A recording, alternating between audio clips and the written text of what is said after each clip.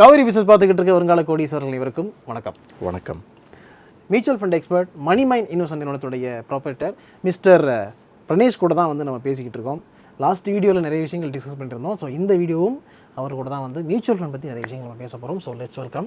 Hi, நல்லா இருக்கீங்களா? நல்லா இருக்கேன் வீரா. அப்படியே தான் இருக்கீங்க. Okay, super. ப்ரீவியஸ் வீடியோவில் நம்ம என்ன பண்ணோம்னா அந்த 20,000 இன்வெஸ்ட்மெண்ட்டை வச்சுக்கிட்டு 1 crore எப்படி அச்சீவ் பண்ணுறது அப்படிங்கிறத பார்த்தோம். இதில் என்ன பண்ண போகிறோன்னா, யாருக்கு எந்த மியூச்சுவல் ஃபண்ட் நல்லாயிருக்கும், எந்த மாதிரி ஸ்கீமில் அவங்க போகிறது நல்லது, இது 2 கேட்டகரியாக பிரிச்சுக்கலாம்னு நினைக்கிறேன். ஒன்று ஏஜ் வைஸ், இப்போ ஒருத்தர் 18 வயசுல 20 வயசுல இருக்கார் அப்படின்னா அவர் எந்த மாதிரியான இன்வெஸ்ட்மெண்ட்டை சூஸ் பண்ணணும், ஃபண்டை எப்படி சூஸ் பண்ணணும். இல்லை ஒருத்தர் 40 வயசில் இருக்காருன்னா அவர் எந்த மாதிரியான ஃபண்டை சூஸ் பண்ணணும் அப்படிங்கிறது ஒன்று. இன்னொன்று லம்சம் வர்சஸ் எஸ்ஐபி, யாருக்கு லம்சம் பெற்று யாருக்கு எஸ்ஐபி நல்லாயிருக்கும் அப்படிங்கிறது போகலாம் நினைக்கிறேன். ஓகே, ஸோ ஃபஸ்ட்டு எந்தெந்த ஏஜ் குரூப்புக்கு எந்தெந்த மாதிரியான ஃபண்டு நல்லாயிருக்கும்னு நினைக்கிறீங்க? ஓகே, இப்போது 2 ஏஜ் குரூப் கொடுத்தீங்க. 18 ஒன்று கொடுத்தீங்க, 40+ சொல்லியிருக்கீங்க. ஸோ 18 அந்த 20 ஏர்லி 20ஸ்ல இருக்கிறவங்கலாம் பார்த்தீங்கன்னா ப்ரொபோர்ஷனில் ஈக்விட்டி கொஞ்சம் அதிகமாக இருக்கலாம், கொஞ்சம் அக்ரெசிவாக இருக்கலாம். ஏன்னா அவங்களுக்கு more number of years are there for compounding. அதே மாதிரி இன்பிட்வீன் நிறைய ரீசெட் பீரியட்ஸ் எல்லாம் நடக்கும், நிறைய டல் பீரியட்ஸ் எல்லாம் இருக்கும். அதெல்லாம் அவங்களால மேனேஜ் பண்ண முடியும். ஏன்னா அவங்களுக்கு ஆக்டிவ் இன்கம் இருக்கும். அதனால் அவங்களால அதை மேனேஜ் பண்ண முடியும். இதே 18-20லே சில பேர் புதுசாக அப்போ தான் ஆரம்பிப்பாங்க, ஃபஸ்ட் ஜென்ரேஷனாக இன்வெஸ்ட்மெண்ட்டை. ஸோ அவங்க ரிஸ்க் அவர்ஸாகவும் இருக்கலாம். அப்போ அவங்களுக்கு நாட் நெசசரிலி அந்த ஏஜ் தியரி தான் போகணுன்ற அவசியம் கிடையாது. அவங்க அவங்களுக்கு ஆப்டாக இருக்கிற மாதிரி ஈக்குட்டியை விடவும் கூடாது, அதே மாதிரி ஈக்குட்டியை பெனிஃபிஷியலாகவும் வச்சுக்கலாம். மேபி ஒரு 50-50 60-40 அவங்களுமே போகலாம், தப்பு கிடையாது.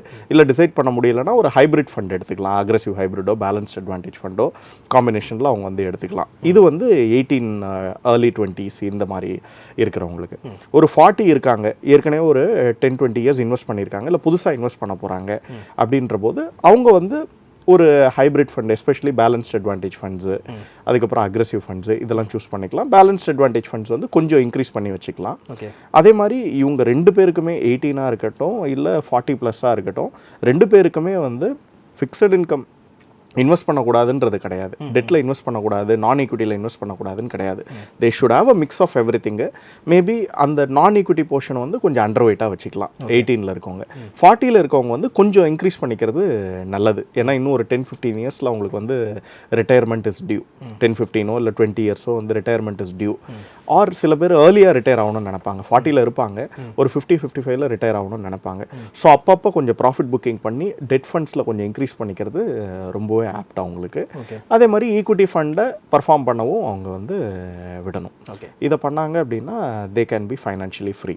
ஓகே, இப்போ அடிக்கடி நீங்கள் ஹைப்ரிட் ஃபண்டு யூஸ் பண்ணீங்க. ஹைப்ரிட் ஃபண்ட் ஆக்சுவலாக எப்படி ஒர்க் ஆகும்?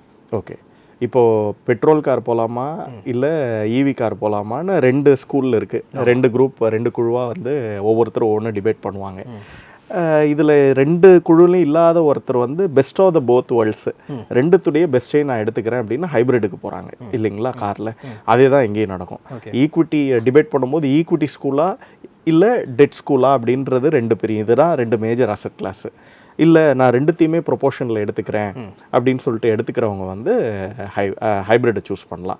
ஹைப்ரிட்டில் ஃபண்ட் மேனேஜருக்கு பார்த்தீங்கன்னா ஒரு 2 இல்லை 3 4-5 அசட் கிளாஸ்லையோ இன்வெஸ்ட் பண்ணுறதுக்கான ஸ்கோப் இருக்குது. கிட்டத்தட்ட பார்த்தீங்கன்னா அப்போ ஒரு அக்ரெசிவ் ஹைப்ரிட்னு எடுத்துக்கிட்டிங்கன்னா ஈக்விட்டி போர்ஷன் கொஞ்சம் அதிகமாக இருக்கும், டெட் கொஞ்சம் கம்மியாக இருக்கும் கம்பேரிட்டிவ்லி.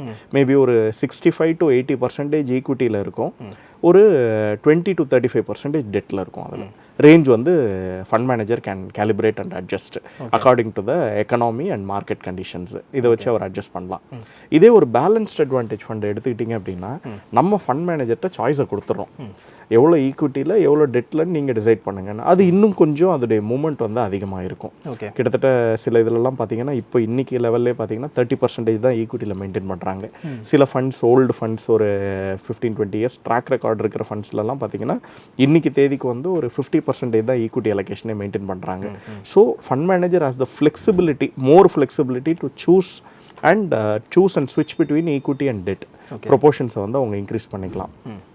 இன்னொரு கேட்டகரி இருக்குது இது இல்லாமல், அது வந்து மல்டி அசெட்னு சொல்லுவாங்க. மல்டி அசெட்டில் பார்த்தீங்கன்னா ஃபண்ட் மேனேஜருக்கு வந்து ஈக்விட்டிலே அவர் இன்வெஸ்ட் பண்ணலாம், டெட்லேயும் இன்வெஸ்ட் பண்ணலாம், கோல்டுலேயும் அவர் இன்வெஸ்ட் பண்ணலாம், சில்வர்லேயும் இன்வெஸ்ட் பண்ணலாம், டு அன் எக்ஸ்டென்ட் ரீட்லேயும் வந்து அவரால் ரீட் அண்ட் இன்வைட்லேயும் அவரால் இன்வெஸ்ட் பண்ண முடியும். ஸோ கிட்டத்தட்ட ஒரு 5 சோர்ஸில் நம்ம வெல்த் வந்து டெப்ளாய் ஆகிருக்கு அப்படின்னும் பொழுது 5 சோர்ஸ் ஆஃப் ரிட்டர்ன்ஸ் வந்து கிடைக்கும். ஒன்று ஈக்விட்டிலேருந்து கிடைக்க போகுது, ஒன்று டெட்லேருந்து கிடைக்க போகுது. இன்ஃபேக்ட் ஆர்பிட்ராஜ்னு சொல்லிட்டு ஒரு சின்ன டெரிவேட்டிவ் போர்ஷன் வேறு அதில் வச்சுருப்பாங்க. அது இல்லாமல் வந்து ரீட், இன்வைட்டு, கோல்டு, சில்வர் இத்தனை அசெட்ஸ் வந்து ப்ளே ஆகுது. ஸோ மேபி 1 or 2 அசெட்ஸ் வந்து ஃபேவரபுளாக இல்லை அப்படின்னா கூட மிச்ச அசெட்ஸ் வந்து அவருக்கு ஃபேவரபுளாக இருக்கிறதுக்கான சான்சஸ் இருக்குது. அதே மாதிரி மார்க்கெட் கரெக்ஷன்ஸ் வருது, ஸ்டாக் மார்க்கெட் கரெக்ஷன்ஸ் வருது அப்படின்ற போது கொஞ்சமாக முடிஞ்ச அளவுக்கு அட்லீஸ்ட் ஒரு 5-10% வந்து கம்மியாக கரெக்ட் ஆகிறதுக்கான வாய்ப்புகள் இருக்குது, ப்ரொவைடட் இந்த இதெல்லாம் கரெக்டாக ப்ளே ஆகுது அப்படிங்கிற போது. இப்போ நம்ம சில டார்கெட் ஃபிக்ஸ் பண்ணிக்கிறோம்னு வச்சுங்களேன். சரி, ஃபார் எக்ஸாம்பிள் வந்து ஒருத்தருக்கு 30 வயசு ஆகுது, அவருக்கு ஒரு குழந்தை இருக்குது. அந்த குழந்தையோட எஜுகேஷனுக்கு ஒரு மியூச்சுவல் ஃபண்டை அவர் போடுறாரு அப்படின்னா அவர் வந்து எப்படி பிளான் பண்ணணும்? ஓகே, 30 வயசு குழந்தைக்கு ஏஜ் இல்லை, குழந்தைக்கு ஏஜ் வந்து ஒரு 3 வயசு 2 வயசு இருக்குன்னு வச்சுங்களேன். ஓகே, பிறந்திருக்கு. Okay done, new born. இப்போ குழந்தை வந்து ஒரு இன்னும் ஒரு 15 வருஷம் இருக்குது. நீங்கள் சொல்கிற 3 இயர்ஸ்ன்னு கால்குலேட் பண்ணால் கூட ஹையர் எஜுகேஷனுக்கு. இந்த 15 இயர்ஸில் என்னென்னலாம் ஆகும் அப்படின்னா 15 இயர்ஸில் எஜுகேஷன் இன்ஃப்ளேஷன் ஜென்ரலாக கொஞ்சம் அதிகம் நம்ம கண்ட்ரியில். ஒரு 9% இருக்குதுன்னு வச்சுக்கிட்டா கூட இன்றைக்கி இருக்கிற காஸ்ட், சப்போஸ் இன்றைக்கி 5 lakhஸில் குழந்தைய எஜுகேட் பண்ண முடியுது அப்படின்னு சொன்னால் அந்த 5 lakhஸே வந்து அன்னைய தேதிக்கு வந்து பார்த்தீங்க அப்படின்னு சொன்னால் ஒரு 15 or 20 lakhஸோ இருக்கலாம். ஸோ பிளான் வந்து இன்றைக்கி 5 lakhஸுக்கு பிளான் பண்ணக்கூடாது. இன்றைக்கி 5 lakhஸு இன்ஃப்ளேஷன் அட்ஜஸ்டடாக, அந்த 9% இன்ஃப்ளேஷன் அட்ஜஸ்டடாக நான் எவ்வளோ ஃபியூச்சரில் கட்ட போகிறேன். ஸோ ஃபியூச்சர் வேல்யூ எனக்கு ஒரு 20 லட்ச ரூபா டார்கெட் இருக்குது. அந்த 20 லட்ச ரூபாய்க்கு நான் எப்படி வந்து ஒர்க் பண்ண போகிறேன், எவ்வளோ எஸ்ஐபி பண்ண போகிறேன், இல்லை எவ்வளோ லம்சம் பண்ண போகிறேன், இப்படி வந்து ஒருத்தர் பிளான் பண்ணணும். ஓகே, அந்த கோலுக்கு மேபி நம்ம கால்குலேட்டராகவே நம்ம கால்குலேஷனில் கூட பார்த்துடலாம். இப்போ நான் 2 குழந்தைக்கே சொல்கிறேன். ஓகே, நீங்கள் ஒரு குழந்தைக்கு சொன்னீங்க, நான் 2 குழந்தைக்கு சொல்கிறேன். ஒரு குழந்தைக்கு வயசு வந்து 3, ஃபஸ்ட்டு குழந்தைக்கு, 2வது குழந்தைக்கு 1 வயசுன்னு வச்சுக்கிறேன். ஓகே, ஸோ 2 பேருமே 18 வயசில் ஹையர் எஜுகேஷன் போக போகிறாங்க. இன்றைக்கி தேதிக்கு 5 லட்ச ரூபா 2 பேருக்கும் தேவை. ஓகே, இன்ஃப்ளேஷன் வந்து நான் 9% அசியூம் பண்ணுறேன். 9% இன்ஃப்ளேஷன் இருந்ததுன்னா அட்லீஸ்ட் 9%ஆவது நம்ம சம்பாதிக்கணும். அப்போ தான் ட்ரா மேட்சாவது நடத்துகிறோம் நம்ம இன்ஃப்ளேஷனோட. இன்ஃப்ளேஷனை நம்ம வின் பண்ணோம் அப்படின்னும் பொழுது அட்லீஸ்ட் ஒரு 10, 11, 12ஆவது ஏர்ன் பண்ணணும். நான் 12ன்னு அசியூம் பண்ணுறேன். இன்றைக்கி ஏதாவது சேவிங்ஸ் பண்ணியிருக்காங்களா அப்படின்னு கேட்குது. நான் இன்றைக்கி எதுவும் சேவிங்ஸ் பண்ணலை அப்படின்னு அசியூம் பண்ணுறேன் நான். ஸோ கிட்டத்தட்ட பார்த்தீங்கன்னா 5 லட்சம் இன்றைக்கி காஸ்ட் ஆகிறது.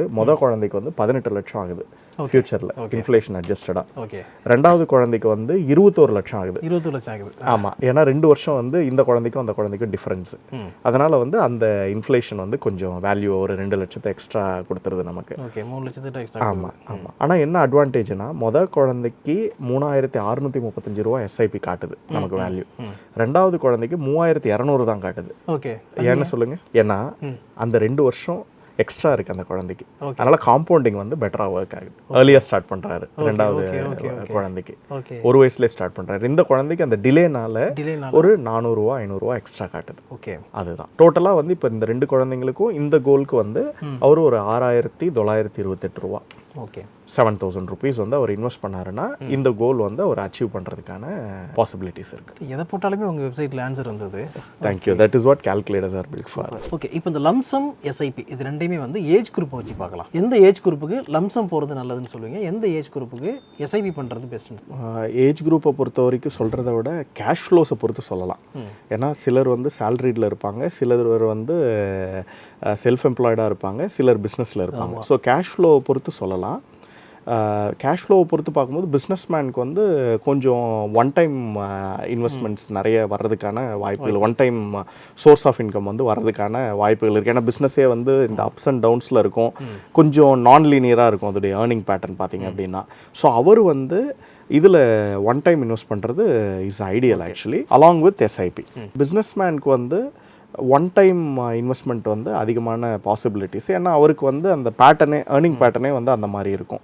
ஒன் டைம்க்கான ஸ்கோப், சம்டைம்ஸ் வந்து ஆடாக்காக வந்து ஒரு பெரிய பேமெண்ட் வரும், சம்டைம்ஸ் சின்ன பேமெண்ட் வரும். அதை பொறுத்து வந்து அவர் வந்து he can increase is investment. ஏன்னா மந்த்லி சேலரின்றது அவருக்கு பெருசாக இருக்காது. ப்ரொவைடட் சில பேர் மந்த்லி சேலரின்னு ட்ரா பண்ணுறாங்க, லம்சம் ப்ளஸ் எஸ்ஐபி அவங்க ட்ரை பண்ணலாம் பிஸ்னஸ் மேன். பட் ஏர்னிங்ஸில் இருக்கவங்க every month they are earning, every month earn பண்ணுறாங்க அப்படின்னும் பொழுது monthly SIP they can opt. Maybe yearly அதாவது போனஸ் அந்த மாதிரிலாம் வருது அப்படின்ற போது அந்த போனஸ் அதை வந்து இயர் எண்டில் அவங்களுக்கு கிடைக்கும் போது வந்து they can do it as a lump sum. அதே மாதிரி எஸ்ஐபியை ஒரு பீரியடில் நல்லா அக்யூமுலேட் பண்ணிவிட்டு எஸ்ஐபியில் வெல்த்தை அக்யூமுலேட் பண்ணிவிட்டு அதுக்கப்புறம் டீரிஸ்க் பண்ணணும் இல்லை அதை இம்ப்ரூவைஸ் பண்ணணும் அப்படின்னும் பொழுது திருப்பி லம்சம்க்கு வந்து அதை கொண்டு வரலாம். ஓகே, அதை வந்து இதர் ஸ்விட்ச் பண்ணிட்டோ இல்லை ரெடீம் பண்ணிட்டோ அப்போ வந்து அதை வந்து கொண்டு வரலாம். ஓகே. ஸோ கேஷ் ஃப்ளோஸை பொறுத்து லம்சமாக எஸ்ஐபியான்றது வந்து இஸ் அ சாய்ஸு. அப்பப்போ லம்சமும் பண்ணுறது இஸ் அட்வைசபிள். ஓகே, இப்போ இதுக்கும் நீங்கள் முன்னாடி சொன்ன அந்த மீட்டர் எல்லாமே வரும், அதாவது இத்தனை அசெட் அலோகேஷன் பிளான் சொன்னீங்கல்ல, அது எல்லாமே அப்ளிகபிள் ஆகும். எல்லாமே அப்ளிகபிள் ஆகும், அது யூனிவர்சல் ட்ரூத். ஓகே, அடுத்து எனக்கு மேஜராக இருக்க ஒரு பெரிய டவுட் என்னென்னா, இப்போது 12% 15% ரிட்டர்ன் கிடைக்க போகுது, அப்படி தான் நம்ம பிளான் பண்ணணும்னு சொல்கிறீங்க, ஆவரேஜ் ரிட்டர்ன். அப்படி இருக்கும்பொழுது இப்போ வந்து ஒருத்தர் லார்ஜ் கேப் ஃபண்டு சூஸ் பண்ணுறாருன்னு வச்சுங்களேன், அவர் லார்ஜ் கேப் ஃபண்டை சூஸ் பண்ணுறதுக்கு பதிலாக டைரெக்டாக என்ன பண்ணலான்னு பார்த்தீங்கன்னா நிஃப்டி 50லே இன்வெஸ்ட் பண்ணிட்டு போகலாம், நிஃப்டி பீஸ்லேயே இன்வெஸ்ட் பண்ணிட்டு போகலாம். இல்லை வந்து ஒரு மிட் கேப் ஃபண்டு வேணும்னா நேராக ஜூனியர் பீஸ்லேயே அவர் இது போட்டுட்டு போகலாம். இப்போ வேணாலும் எடுத்துக்கலாம். நிறைய ஆக்சுவலாக மியூச்சுவல் ஃபண்டோட ரொம்ப ஈஸியானது கூட, நேரடியாக நம்ம வாங்கிக்கலாம், எல்லாமே பண்ணிக்கலாம். ஆனால் இந்த இடத்துல இப்போ ஒரு யூடிஎஃப்க்கும் மியூச்சுவல் ஃபண்டுக்கும் என்ன வித்தியாசம் இருக்குன்னு நினைக்கிறீங்க? எப்படி வந்து இது பெட்டராக பெர்ஃபார்ம் பண்ணணும் அப்படின்னு சொல்கிறீங்க? ஓகே, ஃபஸ்ட்டு பேசிக் இது வந்து இன் டர்ம்ஸ் ஆஃப் ஆப்ரேஷன்ஸ் பார்த்தீங்கன்னா இடிஎஃப்க்கு வந்து கண்டிப்பாக டிமேட் அக்கௌண்ட் வேணும். ஆமாம், டிமேட் அக்கௌண்ட் இல்லாமல் பண்ண முடியாது. But when it comes to mutual funds demat வந்து கம்பல்சரி கிடையாது. அதுவே ஒரு பேசிக் ஆப்ரேஷனல் டிஃப்ரென்ஸு. இன்னொன்று பார்த்தீங்கன்னா இடிஎஃபாக இருக்கட்டும் இல்லை ஈவன் மியூச்சுவல் ஃபண்டில் இண்டெக்ஸ் ஃபண்டாக இருக்கட்டும், இதில் என்னென்னா மொராலஸ் ஒன்று தான். இது வந்து இங்கே எம்எஃப் ஃபார்மெட்டில் இருக்குது. ஸோ இங்கே என்ன அப்படின்னா மியூச்சுவல் ஃபண்டில் அந்த இண்டெக்ஸ் ஃபண்டை பொறுத்த வரைக்கும் இண்டெக்ஸை நம்மளால் டிவியேட் பண்ண முடியாது. ஓகே, இப்போ இண்டெக்ஸில் வந்து 50 ஸ்டாக் இருக்குன்னா நான் ஒரு ஃபண்ட் மேனேஜர்னு அஸ்யூம் பண்ணுறீங்க அப்படின்னா 50 ஸ்டாக்கையும் நான் ரெப்ளிகேட் பண்ணணும். எனக்கு வந்து என்னுடைய டெசிஷன் மேக்கிங் ஒன்றுமே கிடையாது. நான் வந்து அந்த 50 ஸ்டாக்கையும் வந்து அப்படியே இங்கே என்னோடய போர்ட்ஃபோலியோவில் காப்பி பண்ணணும். மேபி சின்னதாக ஒரு டிஃப்ரென்ஸ் இருக்கலாம், அதுதான் வந்து ட்ராக்கிங் எரர் அப்படின்வாங்க. அது மட்டும்தான் டிஃப்ரென்ஸ். அது என்ன 0.5 0.75 அந்த ரேஞ்சில் தான் இருக்கும். 99% வந்து இண்டெக்ஸில் என்ன இருக்கோ அதை வந்து நான் அப்படியே வந்து காப்பி பண்ணி ரிப்பீட் பண்ணணும். என்னுடைய டெசிஷன் மேக்கிங் எதுவுமே அதில் இருக்காது. ப்ளஸ் இண்டஸ்ட்ரி, அதில் என்னென்ன இண்டஸ்ட்ரீஸ் இருக்குது, அதில் வந்து பேங்க்குக்கு வந்து 30% வெயிட்டேஜ் அப்படின்னா நானும் 30% மெயின்டைன் பண்ணணும். எல்லாத்தையும் நான் அப்படியே வந்து ரிப்பீட் பண்ணணும். காஸ்ட் அட்வான்டேஜ் இருக்குது, there is no second thought. But என்னோட டெசிஷன் மேக்கிங்னால என்னால் ஆக்டிவ் ஃபண்ட்ஸில் ஒரு ஆல்ஃபா ப்ரொடியூஸ் பண்ண முடியுது அப்படின்னா, ஆல்ஃபானா இண்டெக்ஸுக்கும் எனக்குமான டிஃப்ரென்ஸு, அந்த டிஃப்ரென்ஸ் என்னால் ப்ரொடியூஸ் பண்ண முடியுது. அது 1 or 2% 3% இருக்குது அப்படின்னா வெல் அண்ட் குட். அதே மாதிரி இப்போ நான் வந்து அதை எக்ஸாக்டாக ரிப்பீட் பண்ண தேவையில்லை. இப்போ நிஃப்டி 50ல் இருக்கிற ஒரு கம்பெனி என்னுடைய இதுக்கு ஒரு ஃபண்ட் மேனேஜருக்கு அது தேவையில்லாமல் இருக்கலாம் அந்த கம்பெனி. ஸோ அவருக்கு வந்து அதை டிசைட் பண்ண முடியும். அதே மாதிரி அவருடைய சாய்ஸ்க்கு வந்து அவரால் ஒரு போர்ட்ஃபோலியோ வந்து கன்ஸ்ட்ரக்ட் பண்ண முடியும். இண்டெக்ஸே கம்ப்ளீட் சொல்யூஷனாகவும் ஆகிடாது. அதே மாதிரி இண்டெக்ஸ் அவாய்ட் பண்ணணுன்ற அவசியமும் கிடையாது. ஒரு 10-20% இண்டெக்ஸ் ஃபண்ட்ஸில் ஒருத்தர் இருக்கலாம். பட் ரெஸ்ட் 80% வந்து ஒரு ஆக்டிவ் ஃபண்ட்ஸில் இருக்கிறது நல்லது. அதுவும் இந்தியா மாதிரி கண்ட்ரியில் வந்து பார்த்திங்கன்னா நிறைய ஸ்டாக்ஸ் உள்ள புதுசாக என்டர் ஆகிட்டே இருக்குது நம்ம மார்க்கெட்டில். அதே மாதிரி ஓவராலாக வந்து பர்ஃபார்மன்ஸுக்கான ஸ்கோப்பும் வந்து அடுத்த 20-25-30 வருஷத்துக்கு இருக்குது. இப்போ டெவலப்டு கண்ட்ரீஸ்லலாம் பார்த்தீங்கன்னா இண்டெக்ஸை பீட் பண்ணுறதுக்கு ஃபண்ட் மேனேஜர்ஸ் கொஞ்சம் கஷ்டப்படுறாங்க கம்பேரிட்டிவ்லி. பட் இந்தியா மாதிரி கண்ட்ரியில் வந்து இன்னும் அதை வந்து பண்ணுறதுக்கான ஸ்கோப் நிறைய இருக்குது. இன்னும் அது மார்க்கெட் அதுக்கான ஆப்பர்ச்சுனிட்டியை கொடுக்குது, எக்கனாமி அதுக்கான ஆப்பர்ச்சுனிட்டியை கொடுக்குது. ஸோ இன்னும் நெக்ஸ்ட் 20-25-30 இயர்ஸ் ஆல்சோ நமக்கு ஆக்டிவில் வந்து ஒரு பெரிய ஸ்கோப் இருக்குது. இண்டெக்ஸை நான் வேணான்னு சொல்லலை, ஆனால் ரைட் ப்ரொபோர்ஷனில் index can be a part of it. And 80% you can still be on active funds. Especially ஒரு நீங்கள் blue chip funds, large cap ஃபண்ட்ஸை எடுத்துக்கிட்டிங்க அப்படின்னா ஆல்ஃபா கொடுக்க முடியல அப்படிங்கிற மாதிரியான சேலஞ்சஸ் நிறைய இருந்தது. பட் இப்போ பார்த்தீங்கன்னா ப்ராடக்ட்லேயுமே வந்து நிறைய இன்னோவேஷன்ஸ் கொண்டு வராங்க. ஒரு இது பார்த்தீங்கன்னா உங்களுக்கு கிட்டத்தட்ட ஒரு 25-30 ப்ளூ சிப்பில் மட்டும்தான் நாங்கள் இன்வெஸ்ட் பண்ணுவோம் அப்படின்னு ஒரு ஃபண்டு வந்திருக்கு. ஸோ அந்த மாதிரியெல்லாம் வரும்பொழுது ஒரு இன்னோவேட்டிவாக முடிஞ்ச அளவுக்கு அதில் என்னென்னலாம் கொண்டு வர முடியும் அப்படின்றத பார்த்து அந்த இன்னோவேஷன்லாம் நடக்கும்போது ஃபண்ட் மேனேஜருடைய சாய்ஸும் கிளியராக இருக்கும் பொழுது return possibilities are there and alpha creation possibilities are there. So அந்த காஸ்ட்டுக்கு ஜஸ்டிஃபைபிளான பர்ஃபார்மன்ஸ் கொடுக்கறதுக்கான ஸ்கோப்பும் வந்து இருக்குது, provided fund manager is doing the job and the fund is doing the job. இது நடந்தது அப்படின்னா பாசிபிலிட்டிஸ் ஆர் தேர். ஓகே, இருக்கிற எல்லா மியூச்சுவல் ஃபண்டுமே ஆம்ஃபி கீழே தான் வருது, செபி கீழே தான் வருது. அப்படி இருக்கும்போது நம்ம எப்படி ஒரு மியூச்சுவல் ஃபண்டை சூஸ் பண்ணுறது? அதாவது ஒரு பெரிய ஃபண்ட் ஹவுஸில் இருந்து அந்த ஃபண்டு வருது அப்படின்னா கண்ணை மூடிட்டு இதை வாங்கலாம் அப்படின்னு போயிடலாமா? இல்லை புதுசாக ஒருத்தர் வந்து ஒரு மார்க்கெட்டில் ஒரு ஃபண்டை வந்து ஆஃபர் பண்ணுறாங்க அப்படின்னா அந்த ஃபண்டுடைய ஃபியூச்சர் நல்லா இருக்கான்னு பார்த்துட்டு போகிறது பெட்டரா? ஓகே, பொதுவாக வந்து ஒரு 5-7 வருஷம் ட்ராக் ரெக்கார்டு இருக்கக்கூடிய ஃபண்டை பிக் பண்ணால் கொஞ்சம் நல்லது. ஓகே, அதே மாதிரி அந்த ஃபண்ட் மேனேஜர் யார், அவருடைய லாஞ்சவிட்டி எப்படி இருக்குது, அந்த ஃபண்டில் ரொம்ப வருஷமாக மேனேஜ் பண்ணுறாரா, எந்தெந்த மார்க்கெட் சுச்சுவேஷனில் எப்படி மேனேஜ் பண்ணியிருக்காரு, அவருடைய இன்டர்வியூஸ் இதெல்லாம் பார்த்தாலே ஒரு ஐடியா கிடச்சிரும். அதே மாதிரி திடீர்னு ஒரு புது பணக்காரன் டக்குன்னு வந்த மாதிரி இல்லாமல் ஒரு ஃபண்டுடைய பர்ஃபார்மன்ஸு கன்சிஸ்டண்ட்டாக அவங்க நல்லா பண்ணியிருக்காங்களா, ட்ராக் ரெக்கார்டு இருக்கா, இதுக்கெல்லாம் நம்ம இம்பார்ட்டன்ஸ் கொடுக்கும் பொழுது possibilities of choosing a right fund is more actually. Okay, இல்லை இந்த ஃபண்ட் மேனேஜர்லாம் வந்து எப்படி பெர்ஃபார்ம் பண்ணிருக்காங்க எங்கே தெரிஞ்சுக்கிறது? ஒரு ஃபண்டுக்குள்ளே போனாலே அந்த டீட்டெயில் கிடைக்கும். ஆமாம், கிடச்சிரும் உங்களுக்கு. ஒரு ஃபண்டுக்குள்ளே போனீங்க அப்படின்னாலே ஒரு ஃபேக்ட் ஷீட் ஒரு கம்பெனி இதை நீங்கள் கலெக்ட் பண்ணுறீங்க அப்படின்னாலே அந்த ஃபண்ட் மேனேஜர் எத்தனை வருஷமாக அந்த ஃபண்டை மேனேஜ் பண்ணுறாரு அண்ட் அந்த ஃபண்டுடைய 3 இயர் 5 இயர் ட்ராக்கர் 1 இயர்லேருந்து ஆரம்பித்து 3-5 year track record 10 year track record and since inception track record வந்து உங்களுக்கு கிடச்சிரும். அதே மாதிரி எஸ்ஐபியோடைய பர்ஃபார்மன்ஸ் தனியாகவும் லம்சமுடைய பர்ஃபார்மன்ஸ் தனியாகவுமே உங்களுக்கு அதில் ரெக்கார்ட் ஆகிடும். ஸோ அதை பார்க்கும்பொழுதே நம்ம வில் கெட் அன் ஐடியா அது எப்படி பண்ணியிருக்கு, இந்த ஃபண்ட் மேனேஜர் அந்த ஃபண்டில் எப்போ ஜாயின் பண்ணார், எல்லாமே நமக்கு வந்து ஒரு ஐடியா கிடச்சிருக்கு. எல்லாத்துக்குமே பாஸ்ட் ஹிஸ்ட்ரியை ஒரு டூலாக வச்சுக்கிட்டு என்டர் ஆகிட முடியாதுல்ல. கரெக்ட். ஒரு பர்டிகுலர் இண்டஸ்ட்ரி பர்டிகுலர் தீம் வந்து கடந்த ஒரு 7-8 வருடங்கள் நல்லா பெர்ஃபார்ம் பண்ணியிருக்கோம். அடுத்த ஒரு 5 வருஷத்துக்கு அதில் ஃபியூச்சர் இருக்குமா அப்படின்னு தெரியாது. ஸோ லாஸ்ட் ஒரு 7-8 இயர்ஸில் நல்லா இருந்துச்சு அப்படிங்கிறதுனால அதில் பணத்தை போட்டுட்டு திருப்பி அது ஃபெயில் ஆகிறது கூட சான்ஸ் இருக்குல்ல. கரெக்ட். திமேட்டிக் ஃபண்ட்ஸில் நீங்கள் சொல்கிறது ரொம்ப கரெக்டான ஒரு இது. திமேட்டிக்கில் ஒரு தீம் நல்லா ப்ளே ஆகிட்டு இருக்கும். இப்போ ஆட்டோ தீம் நல்லா ப்ளே ஆகிட்டு இருக்கு. இன்றைக்கி நான் ஆட்டோக்குள்ளே போயிட்டேன் அப்படின்னா அது பர்ஃபார்மன்ஸ் கண்டினியூ ஆகிடும் நான் நினச்சி உள்ளே போவேன். பட் நான் உள்ளே என்ட்ரு ஆனதுலேருந்து ஆட்டோ நல்லா பர்ஃபார்ம் பண்ணலன்னா எனக்கு அதோடைய ரிஃப்ளெக்ஷன் தெரியும். ஸோ தீமில் நீங்கள் சொல்கிறது correct. But most of the large cap funds mid and small cap funds அவங்க ஒரு தீமில் ப்ளே பண்ண மாட்டாங்க, அவங்க மல்டிபிள் தீம்ஸில் ப்ளே பண்ணுவாங்க. அதனால தான் அவங்களுக்கு வந்து நம்ம ஃபீயும் பே பண்ணி நம்ம உள்ளே போகிறோம். கொஞ்சம் இண்டெக்ஸ் ஃபண்டை விட கொஞ்சம் அதிகமான ஃபீயும் பே பண்ணுறோம். ஸோ அவங்க ஃபண்ட் மேனேஜர் வந்து டிசைட் பண்ணுவாங்க எந்தெந்த செக்டர்ஸ் வந்து நான் இன்க்ரீஸ் பண்ணணும், எந்தெந்த செக்டர்ஸ் வந்து நான் அண்டர் வெயிட்டாக இருக்கணும், எந்தெந்த செக்டர்ஸை கம்ப்ளீட்டாக நான் எக்ஸிட் பண்ணுறேன், இதெல்லாம் அவங்க டிசைட் பண்ணுவாங்க. அதே மாதிரி எந்தெந்த கம்பெனிஸ் அதுவும் அவங்களுடைய டெசிஷன் மேக்கிங் தான். ஸோ இதுக்கு தான் நம்ம வந்து பே பண்ணுறோம். ஸோ இந்த செக்டர் ரொட்டேஷனையும் கம்பெனி ரொட்டேஷனையும் அவர் நல்லா பண்ணியிருக்காரா, நல்லா பண்ணியிருந்தா ரிசல்ட் வரும். ஸோ ஓப்பன் எண்டட் டைவர்சிஃபைடு ஃபண்டுக்கு நீங்கள் போகிறீங்க அப்படின்னும் பொழுது fund manager has a scope to play around 10-15-20 sectors. Okay, அதனால் வந்து ஒரு செக்டரை நம்பி நம்ம கிடையாது, மல்டிபிள் செக்டர்ஸை நம்பி தான் நம்ம இருக்கோம். மல்டிபிள் செக்டர்ஸ்க்கு போயிடுவோம். அதனால் செக்டர் ப்ராப்ளம் வந்து அங்கே நம்ம அவாய்ட் பண்ணிடுறோம். பட் தீமில் நீங்கள் சொன்ன மாதிரி ரொம்ப கேர்ஃபுல்லாக ப்ளே பண்ணணும்.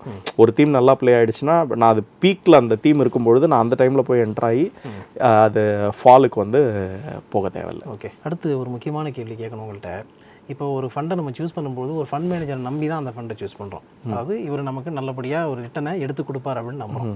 சப்போஸ் நமக்கு சாட்டிஸ்ஃபைடாக இல்லை அப்படிங்கிற பட்சத்தில் இந்த ஃபண்ட் மேனேஜர் சரியில்லை, எனக்கு சரியாக வந்து ஒரு ரிட்டர்ன் கொடுக்குற மாதிரி நம்பிக்கை வரமாட்டேங்குது அப்படின்னு நம்ம கம்ப்ளைண்ட் பண்ண முடியுமா?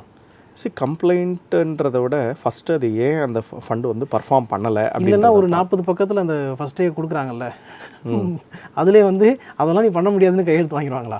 இல்லை, அந்த மாதிரி இல்லை. ஃபண்ட் மேனேஜரை நோக்கி அன்லெஸ் ஏதாவது ஃப்ராடுலண்ட் ஆக்டிவிட்டீஸு ஏதாவது ஒன்று ஃபண்ட் மேனேஜர்கிட்டருந்து அந்த மாதிரி ஏதாவது எக்ஸ்ப்ரெஸ் ஆச்சு அப்படின்னா தான் இட்ஸ் இது ஜென்யூனாக அவர் பர்ஃபார்ம் பண்ணுறாரு, பர்ஃபார்மன்ஸ் வரல, அவர் சாய்ஸ் வந்து மே நாட் ஒர்க். ஏன்னா எல்லோரும் மார்க்கெட்டில் இன்வெஸ்ட் பண்ணுறோம், எல்லா சமயமும் ரிட்டர்ன் வராது. பெரிய பெரிய இன்வெஸ்டர்ஸே வந்து ஸ்ட்ரகிள் பண்ணுற டைம்லாம் இருக்குது. சப்போஸ் ஒரு 4 வருஷத்துக்கு முன்னாடி 3-4 வருஷத்துக்கு முன்னாடி கோவிடுக்கு முன்னாடி பார்த்தீங்கன்னா வேல்யூன்ற தீமே வந்து பர்ஃபார்ம் பண்ணாமல் இருந்தது ஒரு பாயிண்டில். அதுக்கப்புறம் வேல்யூ தீம் வந்து நல்லா பர்ஃபார்ம் பண்ண ஆரம்பிச்சது. இப்போ வந்து குவாலிட்டி அவ்வளோ பர்ஃபார்ம் பண்ணாமல் இருக்குது. இப்போ குவாலிட்டின்ற தீம் வந்து பர்ஃபார்ம் பண்ண ஆரம்பிக்கும். ஒன்று தெர் ஆர் டிஃப்ரெண்ட் ஸ்கூல்ஸ். ஸ்டாக்ஸ்லேயே பார்த்தீங்கன்னா வேல்யூன்னு ஒரு தீம் இருக்கும், குவாலிட்டின்னு ஒரு தீம் இருக்கும், க்ரோத்துன்னு ஒன்று இருக்கும், க்ரோத் அட் ரீசனபிள் ப்ரைஸ்னு ஒன்று இருக்கும். இதெல்லாம் வெவ்வேறு ஸ்கூல்ஸ். இதில் வேறு ஸ்டாக்ஸை வந்து அவங்க பக்கெட் பண்ணுவாங்க ஆக்சுவலாக, வேறு செக்டர்ஸையும் ஸ்டாக்ஸையும். ஸோ இதில் அந்த ஜென்யூன் ரீசன்னால் பர்ஃபார்ம் பண்ணாமல் இருந்ததுன்னா அக்செப்டபுள். ஜென்ரலாக ஒரு 3 to 5 years you can give time unless there is a problem with the fund manager. ஏதோ தெரிஞ்சே வந்து ஃப்ராடுலண்ட் ஆக்டிவிட்டி அந்த மாதிரி இருக்காங்கன்னா yes you can complaint. There are many mechanism actually. செபிலேயே நிறைய இது இருக்குது. அதில் வந்து ஆஸ் அன் இன்வெஸ்டர் பண்ணலாம். தப்பு நடந்தது அப்படின்னா, இன்டென்ஷனலி தப்பு பண்ணியிருக்காங்க அப்படின்னா. பட் மார்க்கெட்னால நடந்தது அப்படின்னா ஒன்றும் அதில் மார்க்கெட் ரீசன்ஸ் தான். Investments R subject to market risk. Yes correct. எந்த ஏஜ் குரூப்புக்கு எந்த ஃபண்டு சூஸ் பண்ணணும் அப்படிங்கிறது ஆரம்பித்து நிறைய விஷயங்கள் டீட்டெயிலாக பேசியிருக்கோம். இதே மாதிரி அடுத்து ஒரு நல்ல வீடியோவில் மீட் போட்டும். அது வரைக்கும் உங்களை நீங்கள் பத்திரமா பார்த்துங்க. Thank you so much. தேங்க்யூ.